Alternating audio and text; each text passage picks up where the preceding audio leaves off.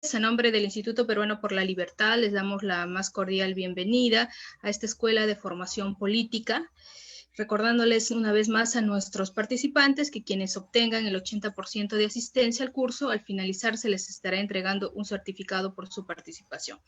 Es importante señalar que el Instituto Peruano por la Libertad tiene como uno de sus objetivos la promoción de una sociedad de ciudadanos libres y responsables, buscando generar las condiciones para la realización integral de la persona, propiciando su amplia participación en diversos aspectos de la vida en sociedad. Es por ello que he organizado en alianza conjunta con la Fundación Friedrich Naumann esta escuela de formación política, por lo que voy a ceder el uso de la palabra a su representante para que pueda dar una pequeña introducción. Adelante, George. Ya. Muchas gracias, Sofía. Muy buenas tardes a todos, especialmente a nuestro experto de hoy, doctor Ernesto Álvarez. Hoy discutimos y conversamos de un tema clave del liberalismo. El liberalismo, nosotros somos la fundación por el liberalismo y por la libertad, pero no hay libertad si no hay un Estado de Derecho. Y en un Estado de Derecho también es importante tener una justicia independiente en una democracia liberal. Y como podemos ver en estos días en Estados Unidos, pero también en otros países, es muy importante que realmente los jueces y la institución es independiente y no depende de un partido o una persona. Entonces, el tema hoy es el Tribunal Constitucional o Corte Supremo en otros países, y estamos muy contentos y felices que tenemos un experto realmente de este alto nivel, y estamos muy ansiosos de escuchar sus palabras, señor Álvarez. Muchas gracias. Muchísimas gracias, George. Bueno, y ahora creo que, como ya lo dijo George, tenemos un invitado de lujo, el doctor Ernesto Álvarez Miranda. Creo que no necesita mucha presentación. Él ha estudiado en la Universidad de San Martín de Porres, donde ha obtenido también el grado de doctor en Derecho, ha realizado su especialización en Derecho Público en la Universidad de Navarra, ha sido elegido magistrado del Tribunal Constitucional, ocupando el cargo desde el 2007 al 2014, llegando a ser presidente en el año 2012. En la actualidad, él es decano de la Facultad de Derecho de su alma mater y reconocido columnista en diversos medios de comunicación y redes sociales. Bueno, sin más preámbulo, voy a hacer la presentación al doctor Ernesto Álvarez. Como título de exposición ya se indicó, va a ser el Tribunal Constitucional. En medio de la exposición seguramente el doctor nos va a explicar en qué consiste este Tribunal Constitucional, cuáles son los procesos constitucionales que tendría, bueno, que desarrollarse dentro del mismo, y bueno, él nos va a explicar qué es exactamente todo este tema para de repente el público que aún no lo conoce y que no es de derecho. Bueno, sin más preámbulos, bienvenido, doctor Álvarez, le cedo el uso de la palabra. Muchísimas gracias. Yo encantado de estar en este espacio del Instituto Peruano por la Libertad con el auspicio de la Fundación Friedrich Naumann. Agradezco en forma especial a Joel Rosales y a George Dennert por su ímpetu, por sus ganas de formar gente joven. Precisamente, conversábamos al principio de que por el tema de la corrupción, por el tema de la confrontación política, de la falta de hacer política, es que los jóvenes de hoy en día van a tener la inmensa y grave tarea de reemplazar a la antigua clase política, a la antigua élite que se supone que debió haber enfrentado la pandemia, debió haber enfrentado la crisis económica que se viene, pero que hoy en día ha sido prácticamente arrasada por la corrupción imperante en nuestro país. Esto es una crisis, pero toda crisis entraña una enorme oportunidad para toda la gente de distintas edades, pero que tiene que formarse para entrar en política. La política es una de las actividades más importantes en cualquier sociedad. Y yo confío en que el futuro del Perú va a ser singularmente exitoso, porque los jóvenes ahora están viendo todos los errores de sus mayores. Y por eso es de que seguramente no lo van a repetir. El tema de hoy básicamente se refiere al control de constitucionalidad y al Tribunal Constitucional.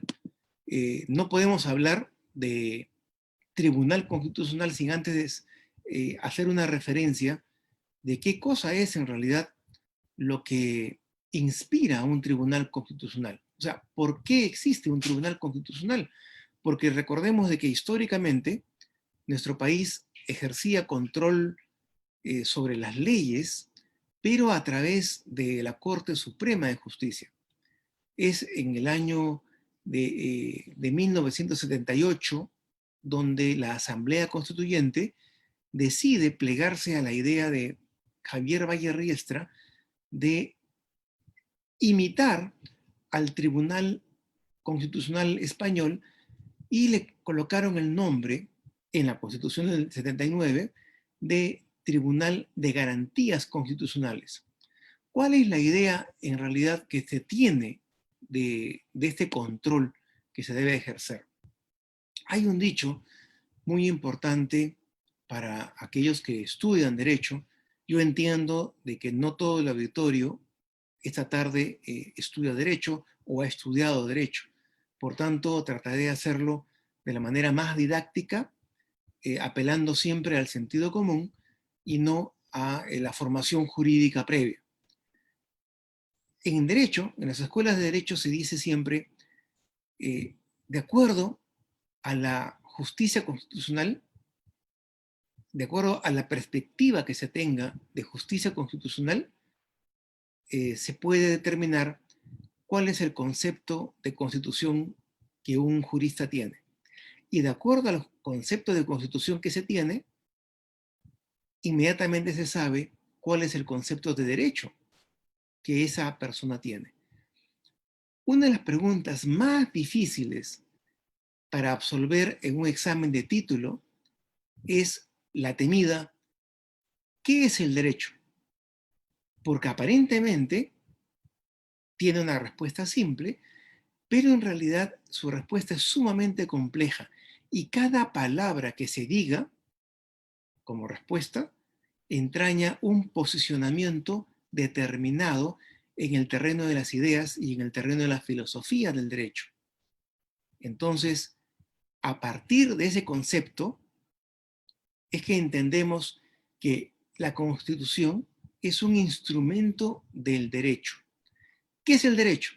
El derecho es el conjunto de valores, principios y normas que regulan la sociedad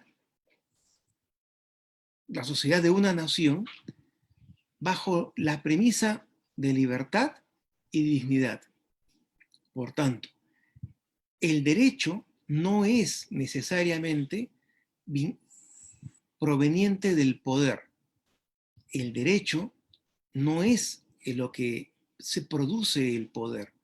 Por tanto, en la etapa moderna, en esta segunda edad contemporánea, lo que entendemos por derecho va a ser necesariamente vinculado a un conjunto de valores propios de nuestra civilización moderna, de nuestra civilización occidental. El derecho occidental poco o nada tiene que ver con el derecho musulmán o con el derecho marxista-leninista. ¿Por qué? Porque esos derechos parten necesariamente de la comprensión de que el poder está por encima del derecho, de forma tal que el derecho solamente es un instrumento para la consolidación y la legitimación del poder.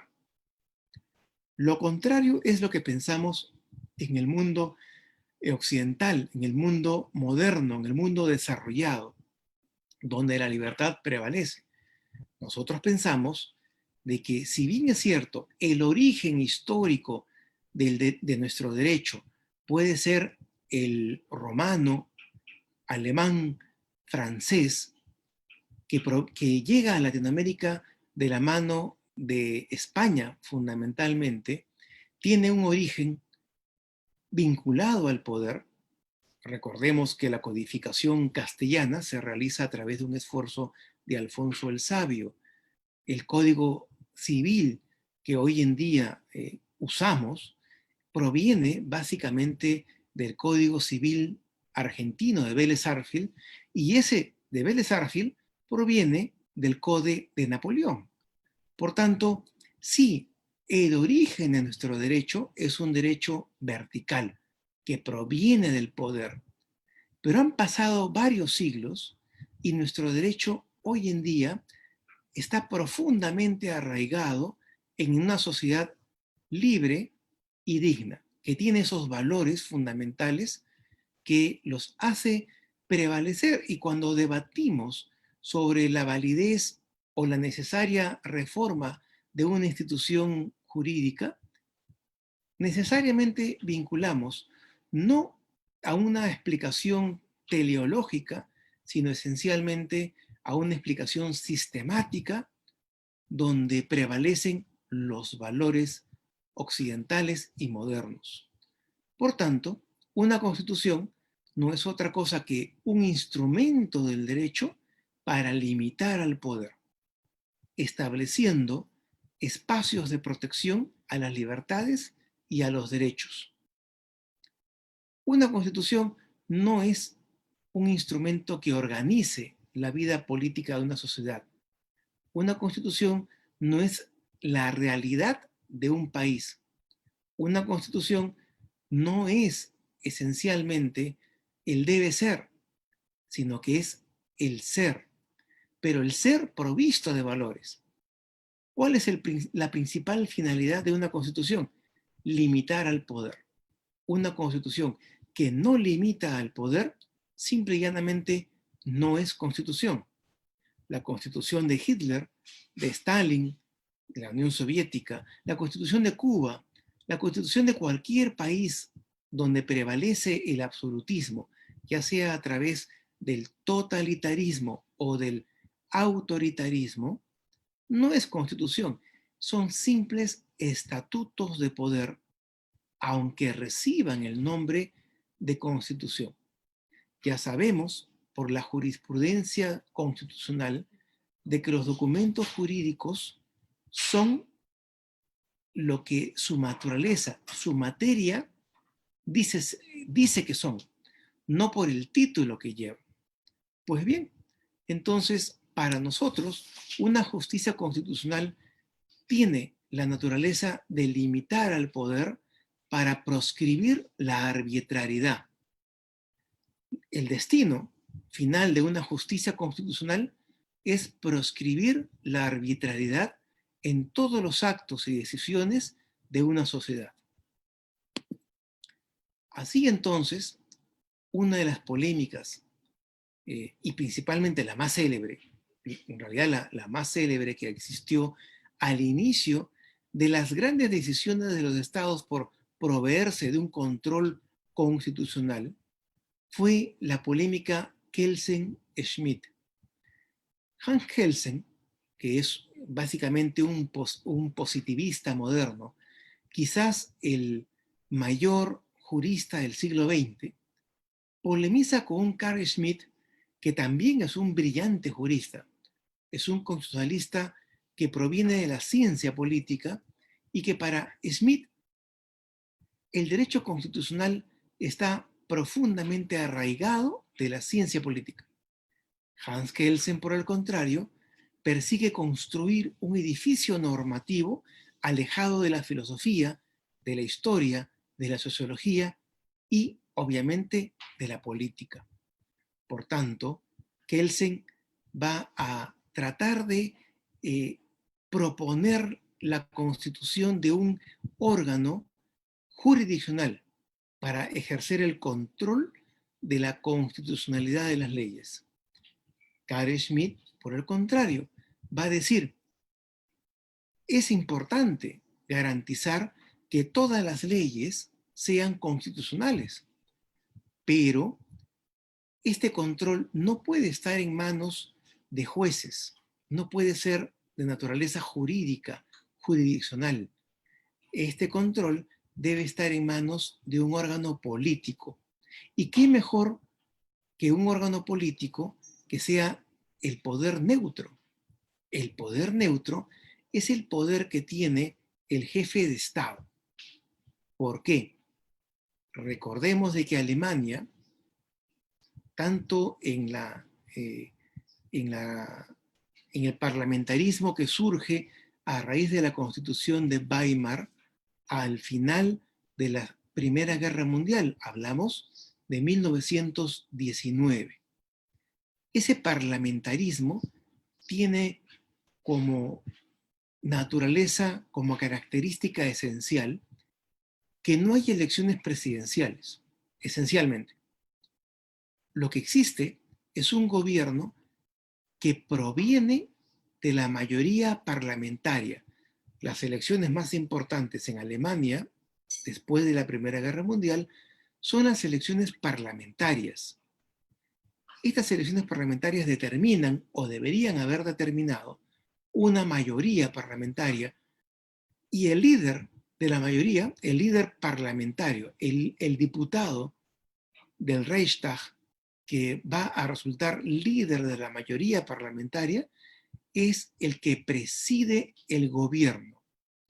Por tanto, el primer ministro en Alemania es el jefe de gobierno. El jefe de Estado es otra persona, es alguien que personifica a la nación en su conjunto y que no tiene juego en la política cotidiana. No tiene partido, no dirige la política de gobierno. Él está a cargo de las políticas de Estado. Pues bien, entonces esta persona, el jefe de Estado, convenientemente asesorada por un conjunto de juristas, ¿sí?, es el que debería, para Carl Schmitt, ejercer ese control sobre las leyes. Al final, ¿quién vence? Esencialmente Hans Kelsen en lo que respecta a la mayoría de países europeos. Italia, España, Alemania van a seguir el camino propuesto por Hans Kelsen en la Constitución austríaca de 1917. Muy bien. Hecha esa atingencia, lo que vamos a hablar es de que el control constitucional de las leyes es algo novedoso. Es algo novedoso porque proviene de un tercer piso filosófico-político. Me explico. Hace miles de años, los faraones gobernaban porque eran, de alguna manera, hijos de Amón, hijos del dios supremo de los egipcios. Por tanto, el poder provenía de Dios, era un poder divino. Los faraones gobernaban por decisión divina. Pasaba lo mismo con el Inca, pasaba lo mismo con el Gran Chimú, pasaba lo mismo con los reyes persas, con los reyes aztecas. En todas partes del mundo, el jefe de la tribu, el rey, el emperador, el Shah, el príncipe, gobernaban por decisión suprema. ¿Suprema de quién? De un dios, de su dios. Pasaron miles de años hasta que en Inglaterra, en el siglo XVII, se difunde la idea, esencialmente a cargo del partido Whigs, lo que son los abuelos del Partido Liberal inglés. Esos personajes del partido Whigs comienzan a elucubrar, comienzan a diseñar una nueva filosofía. Para ellos, el poder no proviene de Dios. El poder proviene del pueblo, de la gente, de forma tal que cada uno de los ciudadanos tiene una partícula de poder y se la ofrecen, se la prestan a un gobernante o a su diputado en las Cortes Generales, España, Parlamento, Inglaterra, Reichstag, en Alemania, se la prestan para que haga intermediación política. ¿Cómo que intermediación? El político lo que hace es tomar mis intereses y tendencias como elector y llevarlas hacia los órganos del Estado, donde se toman las decisiones que a mí me afectan a favor o en contra de mis intereses y tendencias, para que se transformen en leyes, en decisiones, en decretos y resoluciones administrativas. Por tanto, mi representante tiene un poder no otorgado por Dios, ha sido otorgado por el elector, por el pueblo. Muy bien. Ese cambio filosófico obedece a una circunstancia real y muy concreta.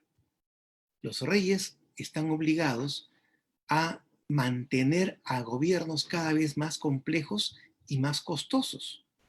Ya no es el gobierno simple de un rey con unos pocos cortesanos, que era el típico gobierno en la alta Edad Media, sino que con el auge de las ciudades, los gobiernos cada vez se convierten en algo más complejo y son convocados los plebeyos, los miembros de las clases medias, citadinas en su mayoría, como nosotros, a las Cortes Generales. Comienza por la Corte General de León, del Reino de León, y sigue por el Parlamento inglés.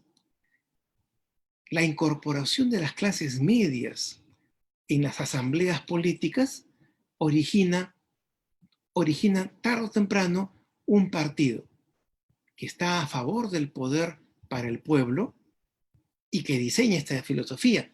El poder proviene del pueblo, y un partido que reacciona, y en Inglaterra se denomina el partido Tory, que es el abuelo del partido conservador actual, que reacciona en defensa de las tradiciones, en defensa de las costumbres, en defensa del régimen inglés. Tories y Whigs van a contender, van a enfrentarse en el Parlamento inglés y van a originar en 1642 la Gran Guerra Civil, que va a ocasionar la decapitación de Carlos I y el protectorado de Oliverio Cromwell.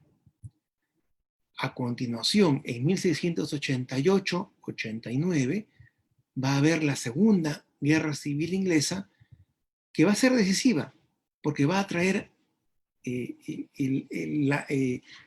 la decadencia de los Estuardo y va a permitir que ingrese una nueva casa dinástica proveniente de Hannover, proveniente de Alemania, en el trono de los ingleses.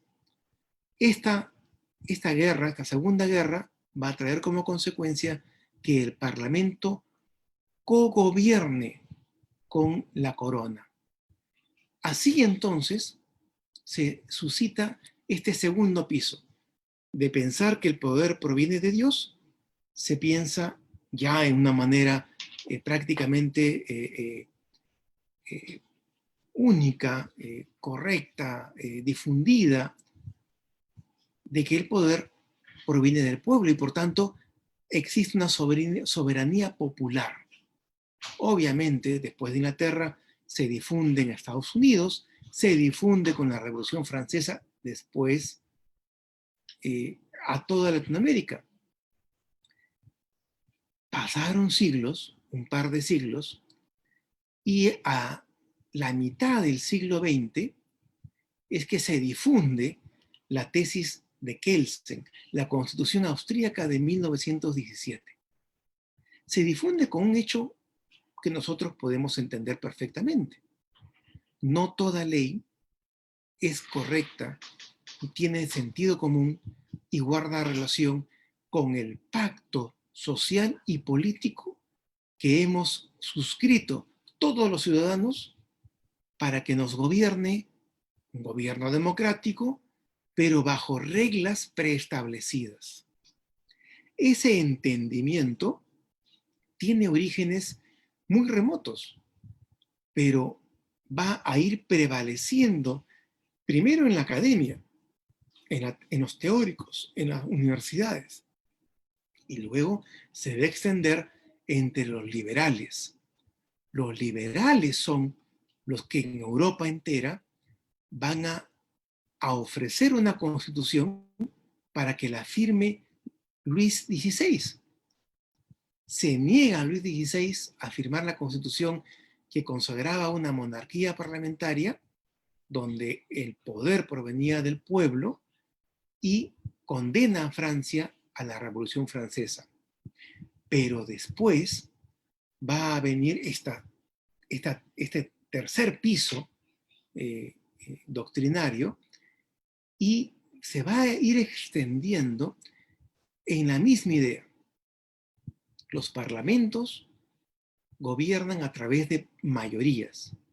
Las mayorías constituyen la opinión pública, la opinión social y política mayoritaria, pero muchas veces se exceden por encima del pacto social y agreden a las minorías con sus decisiones, con sus leyes. Así como el Parlamento se excede con sus leyes, los gobernantes, los primer ministros, los gabinetes ministeriales europeos también cometen excesos en las decisiones administrativas y políticas. Por tanto, es necesario establecer una nueva teoría. Si bien es cierto, existe soberanía popular y hay que respetarla, también es cierto que las leyes que provienen de la soberanía popular deben ser objeto de un control constitucional. ¿Por qué?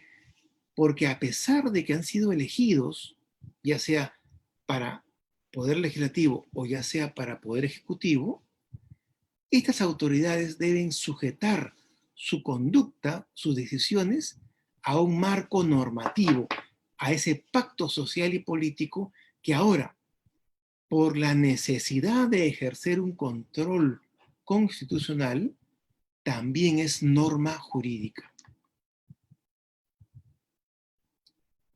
Pacto social y político, pero también la Constitución es norma jurídica, norma suprema.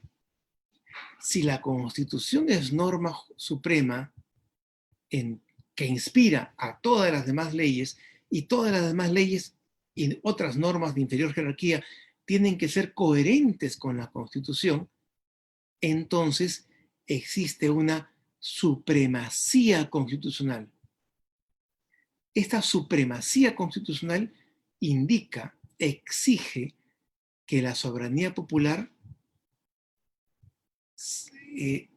se realice, se exprese dentro del contexto constitucional. ¿Por qué? Por la supremacía constitucional. Por encima de la decisión política de una mayoría de asamblea, existe la supremacía constitucional. Por encima de la decisión presidencial o del primer ministro, elegido y apoyado posiblemente por la mayoría de las personas en una sociedad, debe existir soberanía constitucional. Por tanto,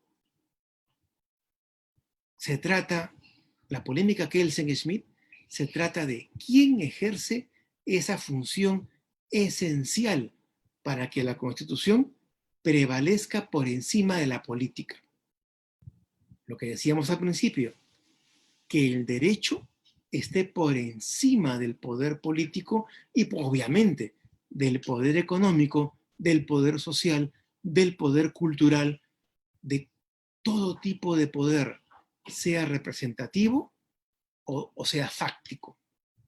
O sea, provenga de las urnas o sea un poder fáctico, un poder que parte de grupos de interés y que muchas veces tiene mucho poder político, pero que gobierna en la sombra, sin haber sido elegido, sin tomar riesgos y sin tomar representación alguna. Por tanto, al Estado liberal de derecho, al Estado de derecho, donde la ley prevalece por encima de la decisión de las personas, se construye un segundo piso.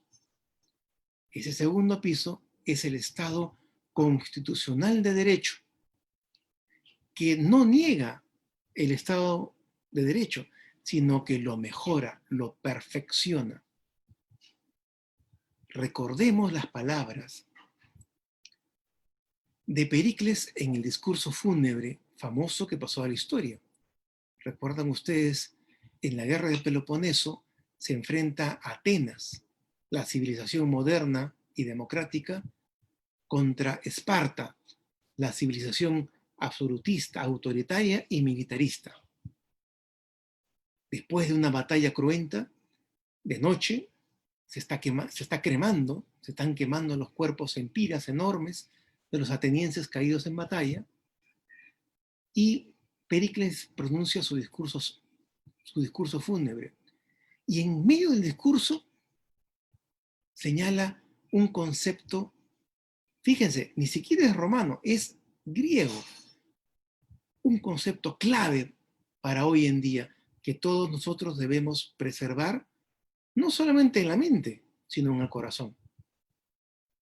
Nosotros, dice por la civilización ateniense, nosotros tenemos un conjunto de virtudes por encima de nuestra rival Esparta, pero entre ellas, la que más consideramos, la que más nos hace sentir orgullosos, es de que la ley está por encima de las personas.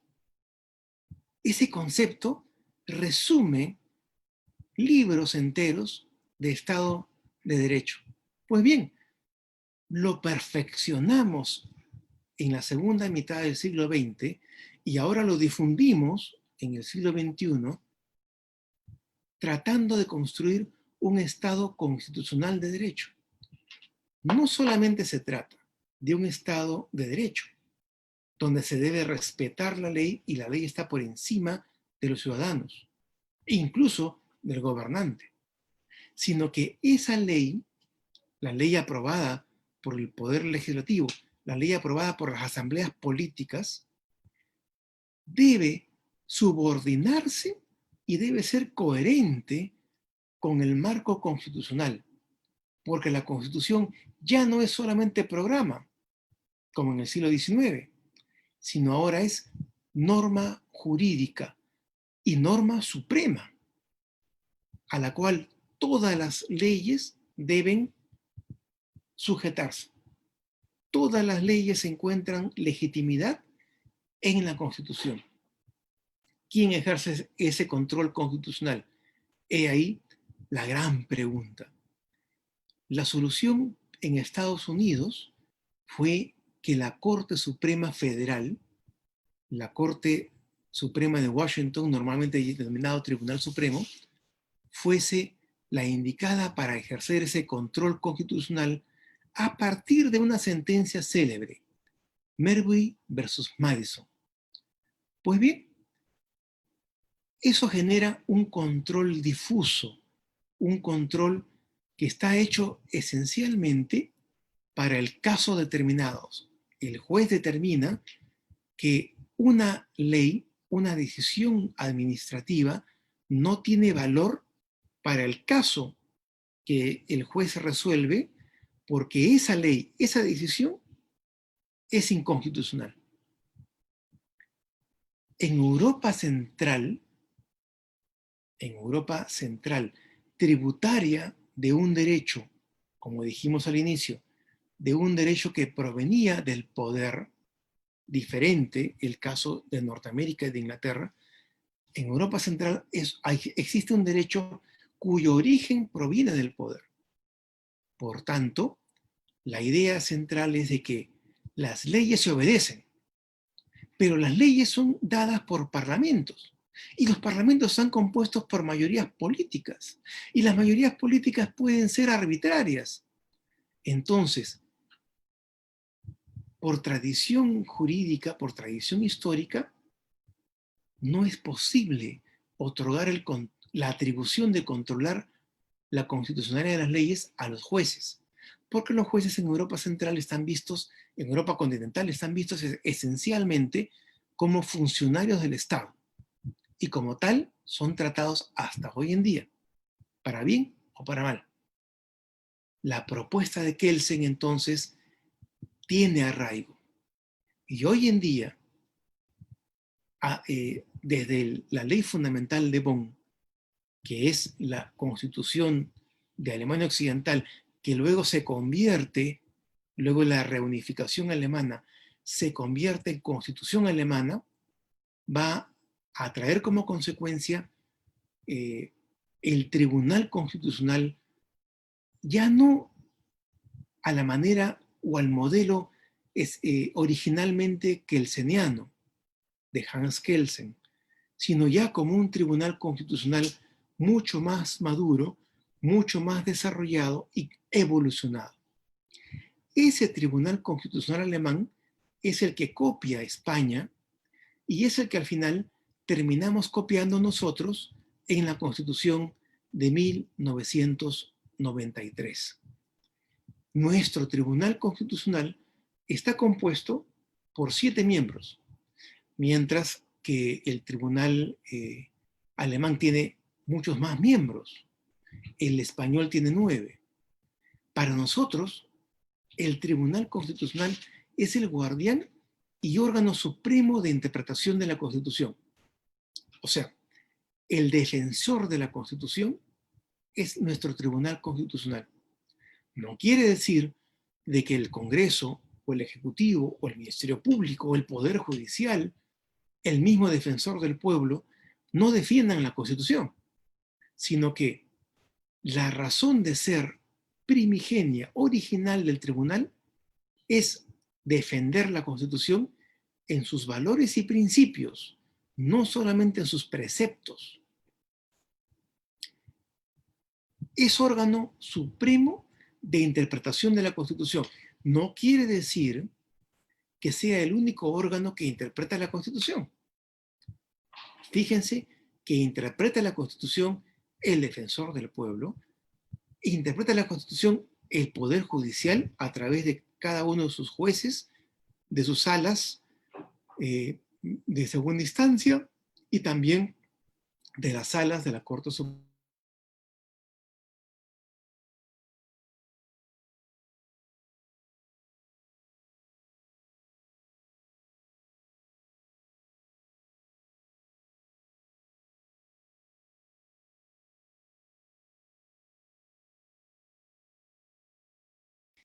Sí, efectivamente, pero el órgano supremo de interpretación, lo que normalmente en teoría constitucional denominamos el órgano de cierre, o sea, el que hace la interpretación final, la válida y que nadie la puede contradecir, es el Tribunal Constitucional, órgano supremo de interpretación constitucional.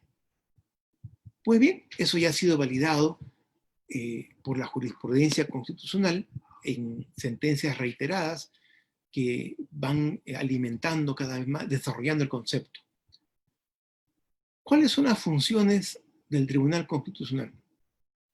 Esencialmente, conocer en instancia única, es una de las excepciones, no hay segunda instancia, todo proceso de inconstitucionalidad es estudiado y resuelto por el Pleno del Tribunal Constitucional. Ya saben ustedes que el Tribunal Constitucional, para materia de amparo y habeas corpus, puede dividirse en salas. Primera sala, segunda sala, integrada por 3 magistrados cada una.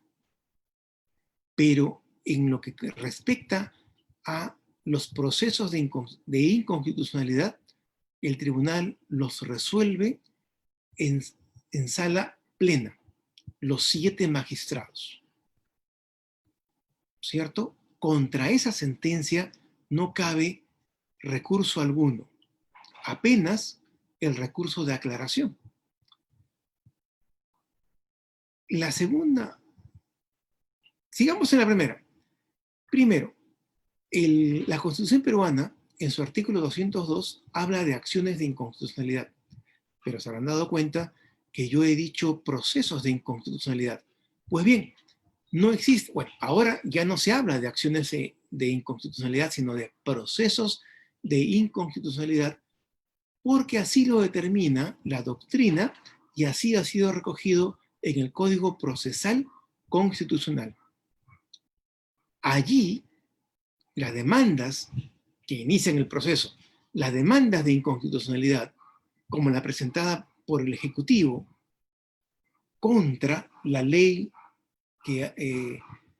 del Congreso que aprueba conceder pagos a los pensionistas con cargo al presupuesto de la ONP, significa de que el Ejecutivo, que es uno de los órganos, uno de los organismos, uno de los legitimados por la Constitución para presentar la demanda.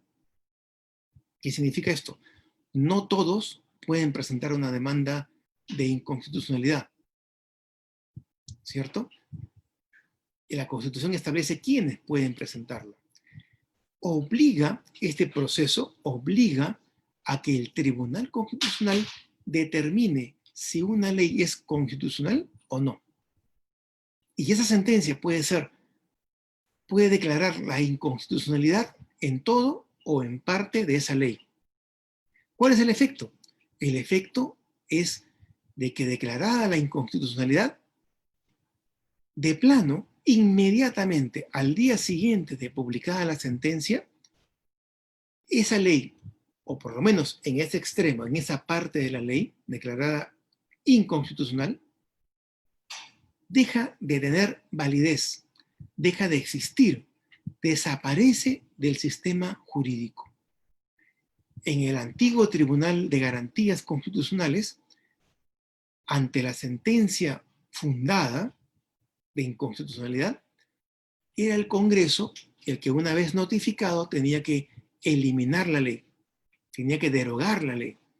Hoy en día es más directo. El Tribunal Constitucional es tan fuerte que su sola sentencia deroga, elimina, desaparece la ley del sistema jurídico. Pues bien, la segunda función del tribunal es conocer aquellos procesos constitucionales que se denominan de tutela de derechos. ¿Por qué tutela de derechos? Porque todos sabemos de que cada persona humana, cada persona jurídica incluso, tiene un conjunto de derechos fundamentales. Derechos que han sido constitucionalizados, derechos humanos que han sido constitucionalizados. Esas resoluciones del Tribunal Constitucional, perdón, esas resoluciones del Poder Judicial, esto es, vale la aclaración, para presentar un habeas corpus, para presentar una demanda de habeas corpus, es necesario recurrir a un juez constitucional de primera instancia. Es un juez del Poder Judicial que le es prestado a la jurisdicción constitucional. En algunas provincias donde no hay juez constitucional, se presenta ante el juez penal. Muy bien, el amparo es otro proceso constitucional de tutela de derechos que se presenta, la demanda, ante el juez constitucional. Pero en muchas provincias no existe juez constitucional, sino un juez civil. Ante él se presenta el amparo. Igual el habeas data. Pues bien, cuando es denegado el amparo o el habeas corpus o el habeas data en la sala, o sea, en la segunda instancia del Poder Judicial, es entonces cuando se puede presentar un recurso de agravio constitucional, comúnmente denominado RAC. Ese RAC se presenta ante la sala que ha sentenciado en contra de la demanda, en contra del accionante. La sala concede el recurso de agravio constitucional y eleva el expediente al Tribunal Constitucional. ¿Estamos? Ahora, si ustedes si ustedes estudiasen Derecho Constitucional, yo les diría que esto es más complicado aún, porque la Constitución dice que se puede presentar el recurso de agravio constitucional, o sea, se llega al Tribunal Constitucional contra sentencias denegatoria, o sea, que le han dicho no al accionante, le han dicho improcedente o le han dicho infundado. Pues bien, hay una excepción que el Tribunal Constitucional ha abierto con su jurisprudencia. Abrió una excepción. ¿Cuál excepción? Sí se puede presentar el RAC contra resoluciones estimativas. ¿Qué es una resolución estimativa? Es aquella resolución que le ha dicho fundado el habeas corpus al que presentó la demanda. Fundado el amparo al que presentó el amparo, la demanda de amparo. ¿Por qué? ¿Por qué hace esto el tribunal? Porque en principio la Constitución se planteó el caso de que quienes plantean el habeas corpus en realidad son aquellas personas que sufren o denuncian sufrir una arbitrariedad en torno a su derecho a la vida, en su derecho a la libertad.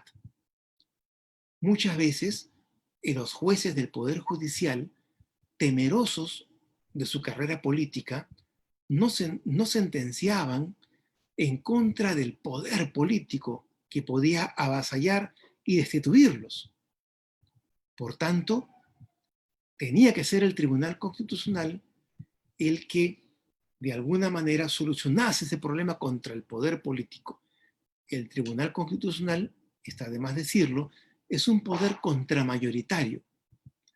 Justamente, un magistrado del tribunal solo tiene 5 años de mandato porque la Constitución no quiere que haga carrera. No quiere que proteja nada, que proteja su trayectoria, no. Quiere que el magistrado se enfrente al poder si es necesario. Por eso es de que la Constitución habla de resoluciones denegatorias. Se le ha negado justicia a la persona que reclamaba su libertad. Pero el tiempo fue señalando algo más complejo. Los que presentaban habeas corpus eran procesados o investigados, por ejemplo, por el narcotráfico. Y narcotraficantes obtenían sentencias declarando fundados su habeas corpus de salas compuestas por jueces venales, jueces corruptos.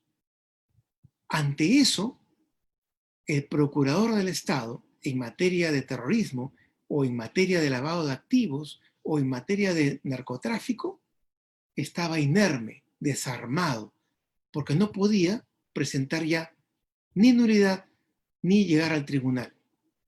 El tribunal, consciente de esto, en el pleno de Álvaro Landini, es que señala una nueva doctrina jurisprudencial. Sí pueden llegar resoluciones que hayan declarado fundado el habeas corpus, con la posibilidad de que el RAC lo presente el procurador del Estado, pero el procurador en materia de lavado de activos, de narcotráfico, tráfico ilícito o terrorismo, solamente en esos 3 casos. ¿Sí? Y la tercera función del tribunal es conocer los conflictos de competencia, los conflictos competenciales, tales como el que presentó el Ejecutivo a través de Vizcarra contra el Congreso por la defensa de sus competencias, ¿cierto? Hay varias formas de conflicto competencial que no va a ser el caso. El conflicto de competencia esencialmente entraña el hecho de que cada órgano del Estado tiene sus determinadas atribuciones, su ámbito de acción. Pero un órgano puede invadir las atribuciones de otro órgano de manera inconstitucional. Ante ello, ese órgano invadido, ese órgano menoscabado en sus atribuciones y funciones, puede presentar un conflicto competencial. Muy bien. mencionamos al Congreso Constituyente del 93 porque señala de que es necesario establecer un control constitucional posiblemente más reforzado que el viejo Tribunal de Garantías Constitucionales. Ya hemos dicho cuáles son las competencias, ya hemos dicho que una sentencia que declara fundada la inconstitucionalidad tiene vigencia, tiene efectos al día siguiente de su publicación, sin esperar respuesta alguna del Congreso. O sea, el Congreso ya no tiene nada que hacer cuando se publica en la web del tribunal la sentencia declarando fundada en todo o en parte una demanda de inconstitucionalidad. El Tribunal Constitucional se elige por el Congreso de la República. ¿Por qué por el Congreso? Porque el Tribunal Constitucional, si bien es cierto, tiene un razonamiento y una decisión jurídica de carácter jurisdiccional, es una decisión jurídica, se plantea en términos jurídicos, pero el debate y esa propia decisión, esa propia sentencia, obedece también a un razonamiento político ideológico. ¿Por qué? Porque la Constitución recuerden el inicio de la exposición, es programa político, es pacto político y por ende un documento con raíces ideológicas profundas y al mismo tiempo es norma jurídica suprema. O sea, el Tribunal Constitucional es un organismo político y jurídico al mismo tiempo, al igual que su defendida. La Constitución que defiende es política y jurídica al mismo tiempo. Por tanto, los que integran, los que son elegidos para el Tribunal Constitucional como magistrados, no son necesariamente técnicos en materia de derecho, técnicos apolíticos, independientes y totalmente desprovistos de cualquier pertrecho o aditamento ideológico. No, eso no existe. En el auditorio que me escucha, no existen los apolíticos. ¿Por qué no?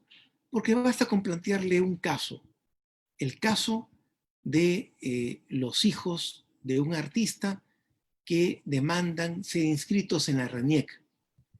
Esos niños han sido adoptados, su origen natural ha sido de vientre de alquiler y el padre que pide el registro en la RENIEC en realidad convive con su pareja del mismo sexo. Se acabó la politicidad, se acabó la falta de ideología. Inmediatamente tomamos posición. Unos y otros toman posición política.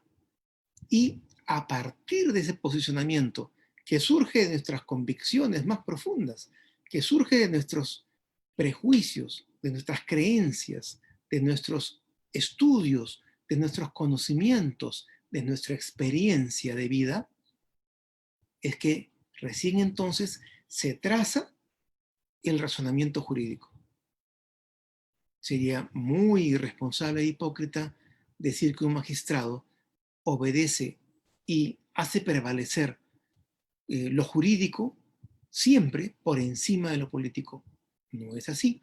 En los grandes conflictos políticos, ideológicos, en los casos límite, en los conflictos donde está de por medio el libre aborto o la prohibición del aborto, donde está de por medio el control estatal de el Internet. ¿Es posible que el Estado, un país, pueda censurar videos de YouTube? ¿Es posible que YouTube censure videos? Todo eso, y así podemos seguir toda la tarde. poniendo ejemplos. Todo eso nos posiciona en elementos políticos. Por tanto, los magistrados no pueden ser los primeros puestos de un concurso público de méritos. Los magistrados no pueden salir de un examen de conocimientos, porque los primeros puestos pueden ser todos de izquierda o todos de derecha, pueden ser todos liberales o todos conservadores, y se quebraría el equilibrio, la moderación que demanda la defensa del pacto político-social. Porque la Constitución es un pacto político-social, ya lo hemos dicho. Por tanto, la sociedad no es ni conservadora ni liberal, ni de izquierda ni de derecha. La sociedad tiene un conjunto de corrientes de opinión que muchas veces son cambiantes y exigen entonces que la solución jurídica responda a esas corrientes de opinión que confluyen en la Constitución. La Constitución es un pacto. Un pacto significa de que nadie ha logrado prevalecer por completo sobre sus adversarios. La Constitución, el pacto, entraña el hecho de la negociación. Por tanto, la interpretación de ese documento, de ese pacto, tiene que estar a cargo de un grupo de magistrados que respete la moderación, la ponderación y eche raíces en una sentencia que respete necesariamente la composición heterogénea de la sociedad que va a recibir y va a declarar legítima o ilegítima la sentencia. Eso no quiere decir que la verdad, la solución jurídica, no tenga elementos jurídicos y no tenga basamento jurídico. Ese reto es sumamente difícil. Por eso es de que es el Congreso de la República que selecciona a los magistrados y lo debe seguir haciendo. El Congreso los elige en mayoría de 2/3. Significa entonces de que para ser magistrado no basta con que un partido o una bancada lo apoye a un candidato. Normalmente tiene que lograr ese candidato el apoyo de 2/3 partes. ¿Qué pasa si el candidato tiene el apoyo únicamente de 1 o 2 grupos parlamentarios grandes? No llega a los 2/3. En ese caso, se produce una negociación dentro del Congreso. Entonces, los que negocian son los grandes grupos parlamentarios que van a colocar ante 6 vacantes, 2 liberales, 2 de izquierda y posiblemente 2 conservadores. Así se va a tratar de reflejar el carácter del pensamiento social, la naturaleza política social que existe en un país determinado. Eso se llama lealtad constitucional.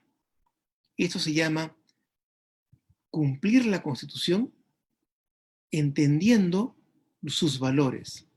Claro, obviamente, como no tenemos clase política hoy en día, puede darse el caso de que los que allí negocien no tengan en realidad demasiada estructura ideológica y simplemente pongan una nueva composición de amigos, de abogados y abogadas amigas, o se pongan de acuerdo y todos sean de izquierda.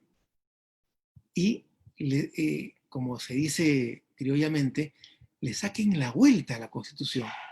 La Constitución no quiere eso.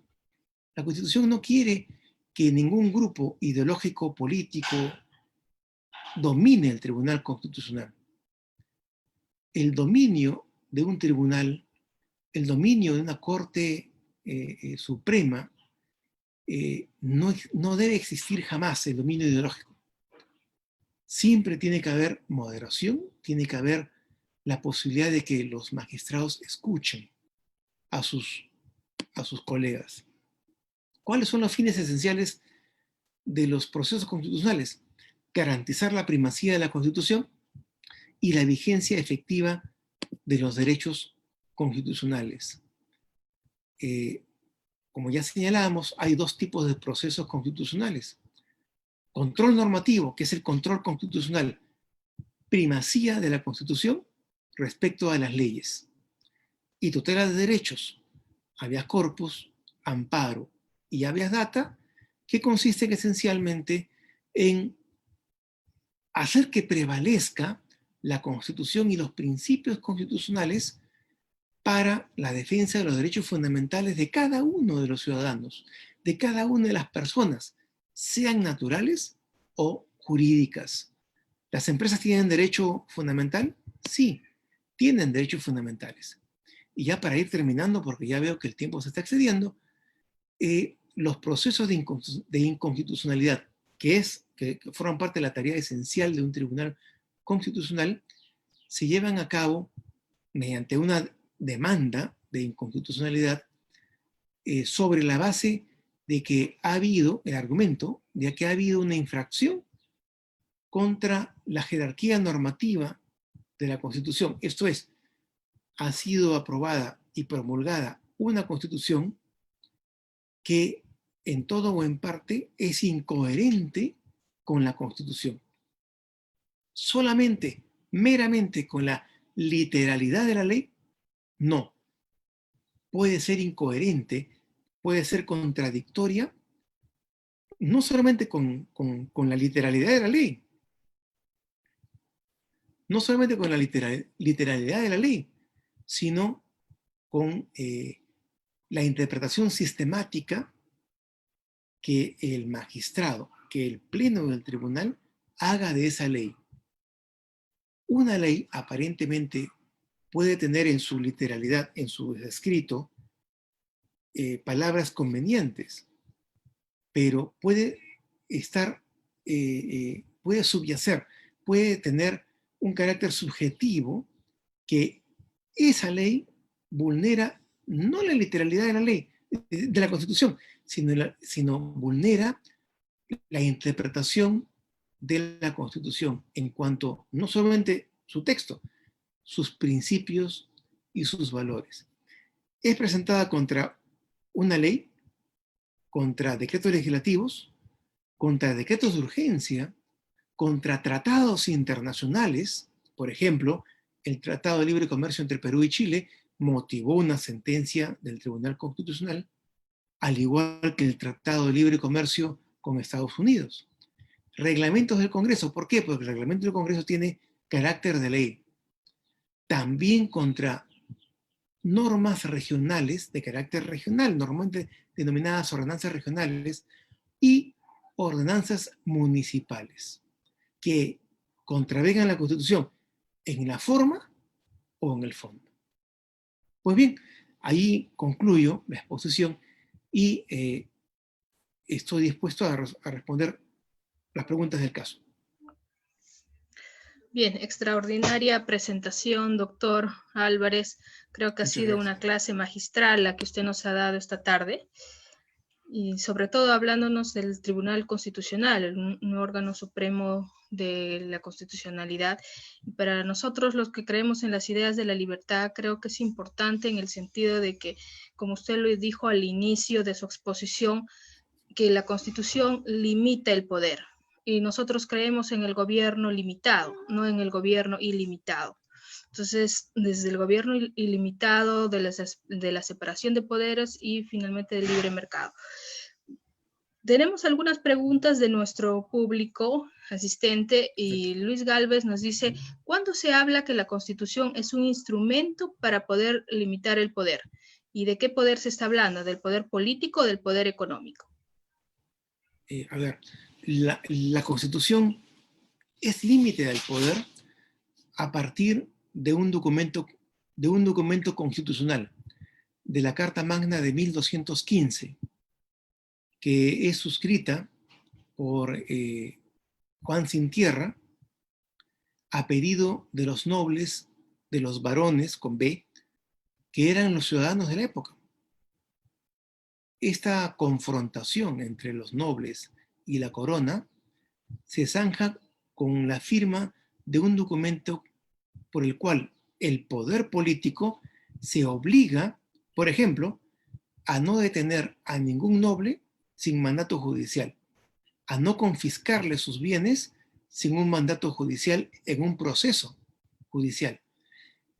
Es la primera vez que el poder político declara limitarse por un documento escrito.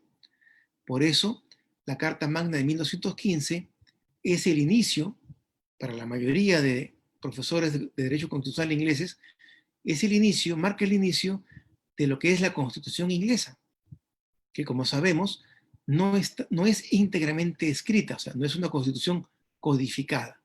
A partir de ese momento es que se considera que la Constitución es un instrumento de derecho que sirve para limitar al poder esencialmente, protegiendo la libertad y los derechos de las personas. Bien, otra de las preguntas que tenemos es, ¿quién controla al Tribunal Constitucional? Mismo que no interpretó hasta ahora la Constitución sobre la vacancia por incapacidad moral. Debió interpretarla y no lo hizo. ¿Cuál es su opinión, doctor?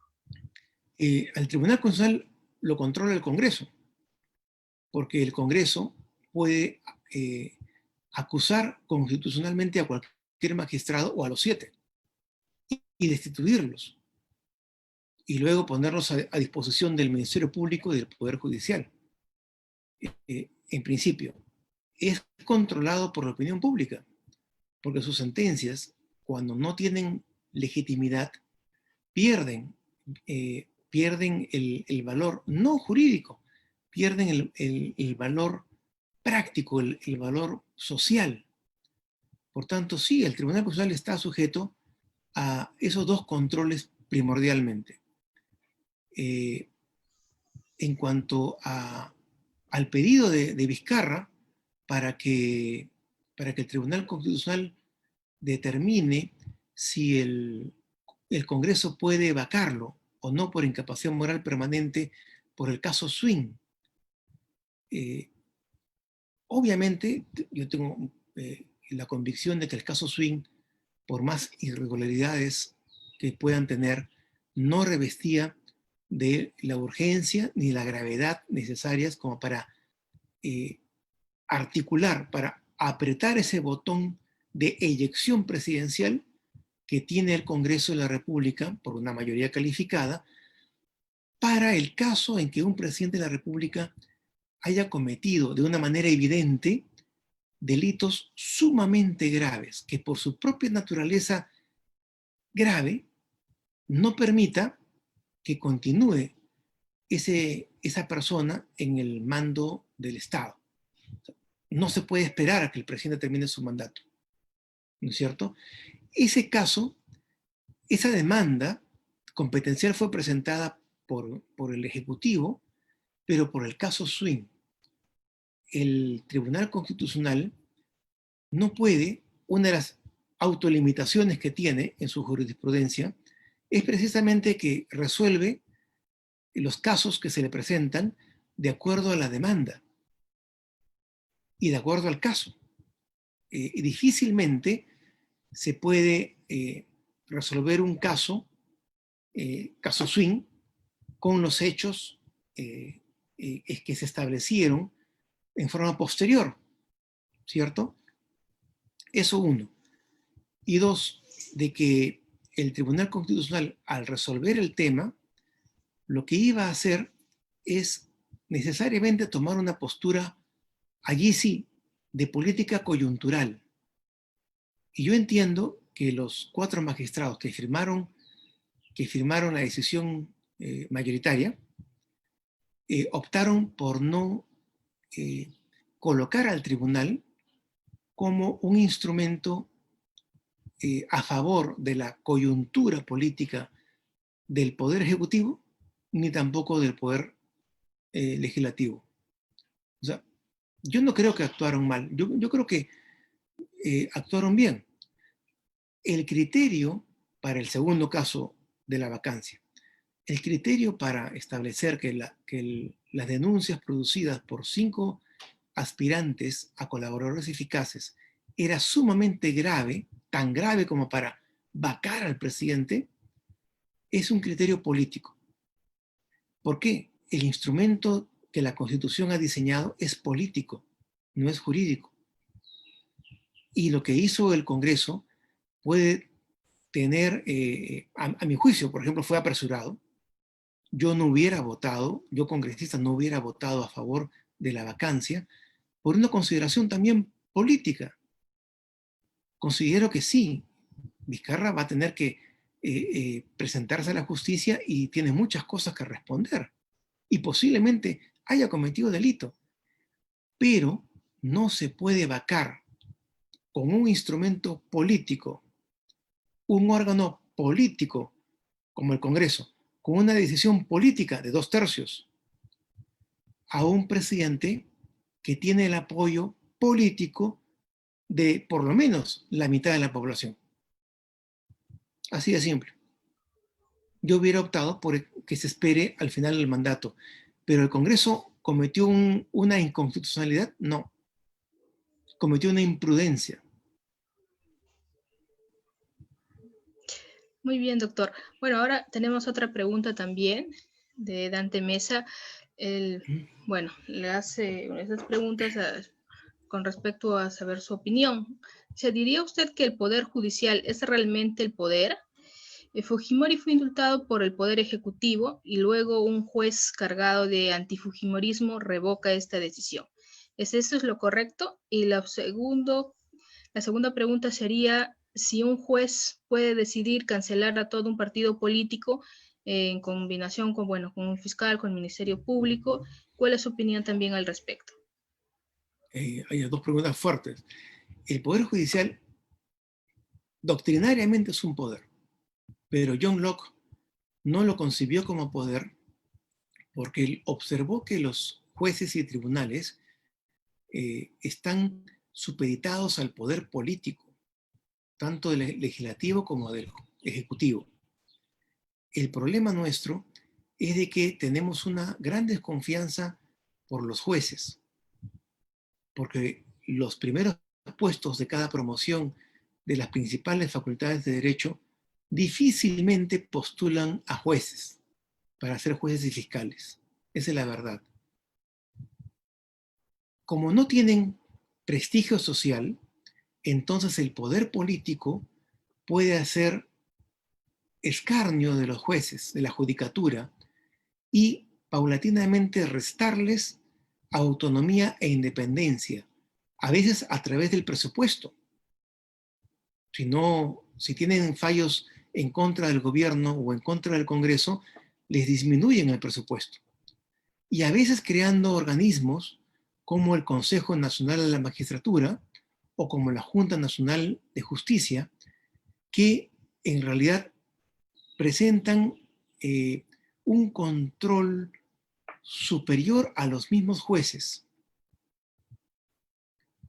Nombra, ratifican y pueden sancionar a jueces de la Corte Suprema y supeditan a los jueces de la República a un poder, a un organismo, porque ni siquiera es un órgano, a un organismo extraño. Distinto sería el caso, por ejemplo, que vemos en Italia, que el fenómeno de manos limpias, Taliantópolis, fue posible porque los jueces y fiscales de Italia elegían en forma mayoritaria a sus representantes en el Consejo Superior de Justicia. Imaginémonos que la Junta Nacional de Justicia tenga un número igual o superior a los actuales miembros vocales, elegidos de manera universal y secreta por todos los fiscales y jueces del Perú. Allí sí, recién sería un poder del Estado autónomo e independiente. ¿Puede un juez, a pedido de un fiscal, suspender el registro, la inscripción de un partido político en plena campaña electoral, ya habiendo sido convocada incluso, y sin que exista acusación fiscal. O sea, no hay proceso. Hay una sola investigación que ya lleva casi 3 años, o más de 3 años, sin acusación. No hay proceso. Obviamente, cualquier noble de 1215 le diría a Juan Sin Tierra, al rey, oiga, es una arbitrariedad. O sea, usted no puede tomar una decisión quitando un derecho fundamental a la participación política de una organización legal, una organización inscrita, registrada, sin un proceso judicial. Así de simple. Por tanto, eso vulneraría todas las nociones de derecho y de Estado de Derecho que puedan existir en el Perú, por encima de la opinión que podamos tener, por encima de la postura política que podamos tener, porque lo que le pasa a nuestro adversario ahora, nos puede pasar a nosotros después. Así es. Muy bien, doctor. Gracias por su respuesta. Bueno, también nos piden que emita su opinión respecto al Sistema Nacional de Pensiones, que es en materia de defensa de la persona humana, amparada por la Constitución. ¿Cuál es su opinión al respecto? Hay una jurisprudencia uniforme del Tribunal Constitucional en torno al derecho a percibir una pensión. Todo ciudadano peruano tiene derecho fundamental a recibir una pensión. Muy bien, eso es un concepto socialdemócrata, como sabemos, propio de un estado de bienestar. Pero el estado de bienestar se fundamenta en el hecho en que no existe informalidad y todos contribuyen con sus impuestos a la construcción de un presupuesto público enorme, capaz de solventar una pensión para todas las personas. Pero en el Perú existe un 70% de informalidad y el Estado y los partidos políticos y las ideologías no han dado ninguna respuesta ante este hecho fáctico, ante este escenario real. Muy bien. No existe suficiente cantidad de dinero que ingrese a la ONP para pagar a los miles de pensionistas que existen en el Perú. Por tanto, la ONP sustenta su funcionamiento con presupuesto de la República, con los impuestos de todos los peruanos. Autorizar por parte del Congreso que se pague, se le llama devolución, entre comillas, de un porcentaje de aportes, simplemente es un acto demagógico, un acto populista. Lo que el Congreso debió haberse abocado, conjuntamente con el Ejecutivo, es a modificar por completo el sistema de pensiones, estableciendo, por ejemplo, que al igual que el privado, en el sistema público también existan cuentas individuales por las cuales cualquier trabajador pueda observar cómo crece su fondo de pensiones. Y en lugar de que lo administre una empresa AFP, una administradora privada, posiblemente se pueda establecer una empresa mixta con capitales privados, con el know-how privado, pero bajo el control del Estado, para administrar ese sistema público de pensiones. Pero no hay nada más injusto que obligar a que todos paguen ahora, no solamente a pensiones, sino que paguemos por una devolución de un fondo inexistente. No existe fondo de la ONP. Ese fondo es de presupuesto. Por tanto, esa ley emitida por el Congreso es inconstitucional. Y el Tribunal Constitucional, dentro de 2 o 3 meses, solo la puede declarar inconstitucional. No hay otra solución. Muy bien, muchas gracias, doctor, por su respuesta. También nos indican solicitarle que pudiera responder si debería existir una ley electoral o un código electoral de igual forma una ley de partidos políticos o un código de partidos. ¿Cuál sería su respuesta? Yo no soy muy afecto a los códigos, la verdad. Los códigos es una tradición que nos ha llegado desde Francia, pero como hemos observado, la realidad penal no se combate desde los códigos, desde el Código Penal.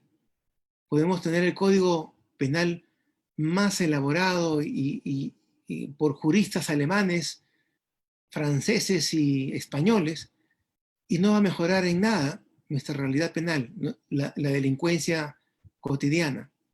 De igual manera, el sistema de partidos políticos, la representación política, no va a mejorar en nada porque haya un código o hayan leyes electorales. Lo que tenemos que hacer es buscar una mejor representación política, esencialmente. Uno, ¿cómo? Copiando a los países que han tenido éxito. No copiemos a los países que tienen fracaso. O sea, nosotros tenemos la mala costumbre de copiar a los fracasados. ¿Quiénes tienen éxito? Inglaterra y Estados Unidos. ¿Por qué? Tienen distritos electorales muy pequeños que eligen a un solo diputado, de forma tal que los electores se sienten muy cerca a su elegido. Y eso garantiza representación. Muy bien, muchas gracias, doctor. Bueno, ya vamos culminando también, bueno, finalmente con estas dos últimas preguntas. La primera de ellas sería, ¿puede el Tribunal Constitucional solicitar al Congreso aclare puntualmente sobre la vacancia de incapacidad moral? ¿El Tribunal solicitar al Congreso? Sí, sí, pero tendría que ser en un proceso constitucional. El Tribunal, así como no es un órgano que emita consultas, que absuelva consultas, o sea, no se le puede consultar nada al Tribunal, el Tribunal sin proceso no puede pronunciarse ni puede pedir que alguien se pronuncie. Así de simple. Lo que tiene que hacer el Congreso es de tomar la decisión si es conveniente o no definir cuáles son las causales de vacancia por incapacidad moral permanente. Yo soy de la idea, y creo que en minoría, de que está bien así indefinido, porque incapacidad moral permanente lo decide los 2/3 del Congreso. Si se quiere hacerlo más estricto, que en lugar de los 2/3 sean los 3/4. Ya, que sea una votación abrumadora en contra del presidente de la República. Pero que se tiene que dejar así, abierto, porque incapacidad moral tiene que ser un hecho muy grave, pero un hecho cualquiera, que en determinado momento, para la mayoría, la inmensa mayoría del Congreso, sea inadmisible que esa persona que ha cometido un acto indigno siga en la presidencia. Estamos hablando de que sale un video de que el presidente del 2026 recibe dinero de un narcotraficante y el audio se escucha y es evidente que está recibiendo coima, ¿no es cierto? O es evidente de que en la casa, en la residencia familiar del presidente de la República, se descubre el cadáver de la primera esposa, que supuestamente había desaparecido, ¿no es cierto? Entonces, ante un hecho de esa magnitud, el presidente de la República no puede continuar en el cargo. Entonces, a eso se refiere la incapacidad moral permanente y no a una opinión coyuntural de que nos parece mal presidente o nos parece buen presidente. Hasta ese punto se podría definir, pero más no. Bien, finalmente, doctor, me gustaría preguntarle sobre un hecho que ha sucedido ayer. En el Congreso de la República se dispuso aprobar el pase automático de más de 300.000 trabajadores del régimen de contratación administrativa de servicios a una situación permanente. La Autoridad de Servicio Civil indicó que esto atentaría contra los derechos de igualdad, asimismo contra el tema de la meritocracia y vulneraría la Constitución Política del Perú. ¿Qué opinión le merece este pase automático del personal CAS a otros regímenes laborales?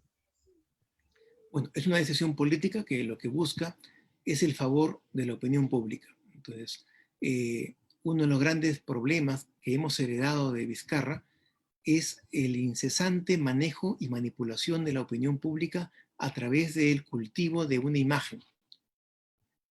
El Congreso, en lugar de reparar el daño, está emulando, está siguiendo el mal ejemplo y trata de congraciarse con sectores puntuales de la población, pensando en que la mayoría de la población, la mayoría de la sociedad no se va a dar cuenta que quien va a pagar las consecuencias, porque se refiere a entidades públicas, no son las entidades públicas, no son los políticos, no son los congresistas, somos todos los peruanos que con nuestros impuestos pagamos los sueldos en el Estado. Muy bien. La jurisprudencia del tribunal, muy lentamente, por cierto, pero ya ha ido apuntando a que el ingreso a la función pública, a un puesto público, solo se puede hacer por concurso público, por meritocracia, al igual que el ascenso. Este Congreso ha destruido la meritocracia en el sector salud, haciendo que pasen al régimen permanente personal sanitario sin concurso público. Y ahora lo ha hecho con el CAS. ¿Qué está pasando? De que con el tema de la estabilidad laboral absoluta que hoy día tenemos, los que se están beneficiando son esencialmente los mayores de 45 años. Y a la juventud la estamos condenando a vivir con CAS o a vivir con órdenes de servicio. La juventud no se beneficia de la legislación laboral.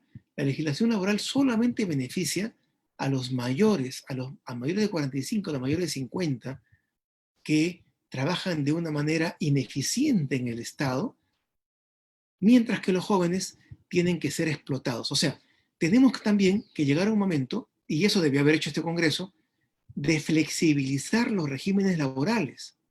No puede ser que tengamos en el régimen laboral blanco o negro. Los que tienen blanco tienen estabilidad laboral y así insulten a su superior, no pueden ser despedidos. Así sean ineficientes, no pueden ser despedidos. Mientras que en la zona negra tenemos a las generaciones jóvenes que no pueden aspirar a tener un empleo digno, con una estabilidad relativa ligada a su eficiencia, a su eficacia, ligada a resultados, por supuesto, no pueden aspirar a eso. La incorporación del CAS al régimen permanente es inconstitucional porque vulnera el principio de la meritocracia, vulnera la necesidad del concurso público y establece gasto público, siendo que el Congreso, por mandato de la Constitución, no tiene iniciativa de gasto. Porque de la misma manera, el Congreso podría aprobar la devolución del 20% del impuesto a la renta a todos los contribuyentes. Podría también aprobar de que se le devuelva a todos los transportistas el 50% del selectivo al consumo, o del IGB por el petróleo. O podría aprobar cualquier cosa, que todo el personal de seguridad de las empresas privadas y públicas pase a formar parte de las planillas. O sea, pero todo eso tiene una connotación financiera económica. Quien paga es el presupuesto del Estado. Por tanto, eso significa iniciativa de gasto público y eso es inconstitucional. Bien, para poder absolver, doctor, todas las preguntas que nos han hecho nuestros asistentes, me gustaría realizarle esta última, que dice: ¿qué intereses hay para no cambiar el sistema electoral plurinominal a uno uninominal? Tenemos muchos partidos pequeños. Entonces, el plurinominal incentiva a que tengamos nuestro partido tipo parroquia propia. Entonces, en lugar de ponernos de acuerdo entre todos los asistentes, entre los 50 asistentes en esta sala, en lugar de ponernos de acuerdo y consensuar los principios, el ideario, el programa, el estatuto del partido, simplemente cada uno de nosotros se va y forma su propio grupo. El sistema proporcional incentiva eso, porque a cada grupito de los 50, a los 50 grupitos, nos va a dar un porcentaje matemático de los votos que hemos logrado. Entonces nos conviene a todos los pequeños nos conviene. El gran salto a favor de la calidad de la representación es el contrario.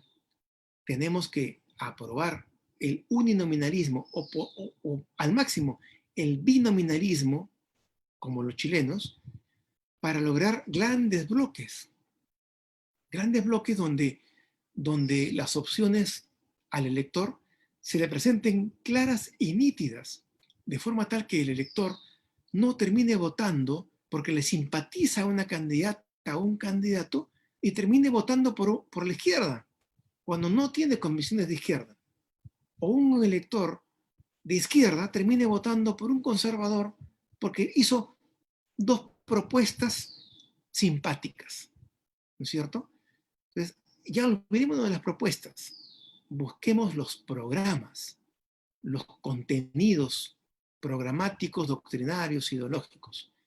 Ahora, alguien dirá, pero de esa manera se aleja la posibilidad de que surja un partido liberal. Es que el partido liberal tiene que surgir de la mano de líderes carismáticos y de teóricos, académicos, que den respuestas válidas y vigentes, no academicistas, sino respuestas realistas al 70% de la informalidad. Los liberales, y con eso quiero terminar invocándoles a ustedes, los liberales tienen en sus manos al mejor avión caza del mundo para la realidad peruana. Ningún país en el mundo moderno, occidental, latinoamericano, existe un 70% de actividad informal. O sea, el 70% de los peruanos, de una manera o de otra, dependemos de la economía informal. Significa que vivimos en contra del Estado.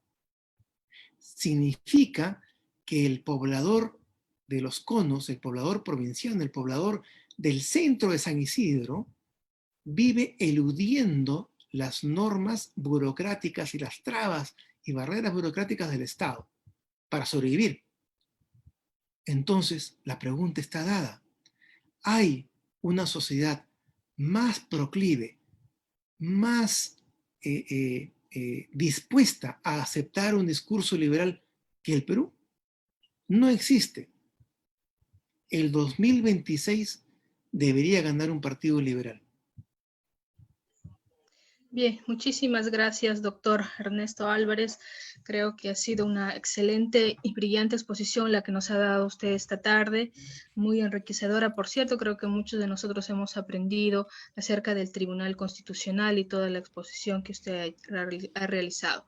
Bien, una vez más los invitamos a nuestros amigos participantes a poder encender sus cámaras para podernos tomar la foto grupal con el expositor, indicándoles una vez más que puedan seguirnos a través de nuestras redes sociales, el Twitter, el Facebook y el Instagram, y animarlos a participar la próxima semana también en la hora del liberal peruano, en el curso de qué es el liberalismo y justamente en la escuela de formación política como la hemos tenido ahora. En nombre de la Fundación, muchas gracias, doctor Álvaro. Excelente presentación, estupendo. Muchas gracias. Muchas gracias a usted. Esperamos contar nuevamente con usted, doctor, en alguna próxima oportunidad. Encantado, por supuesto. Muchas gracias, doctor. Bien, muchas gracias.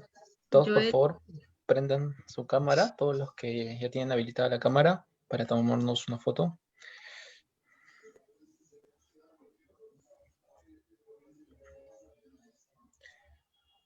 Ya, a ver, damos 5 segundos y lanzamos la toma. A ver, todos se pueden dar un saludito a la cámara.